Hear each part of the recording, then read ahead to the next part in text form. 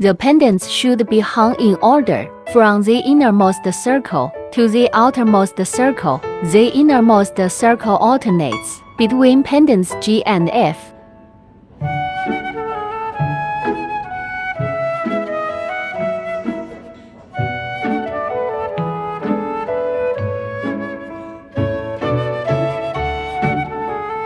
The middle circle alternates between pendants D and E.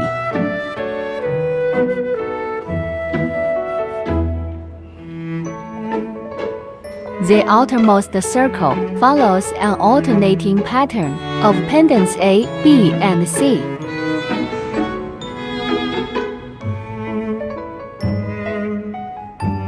If you need any help, please contact our customer service for any questions.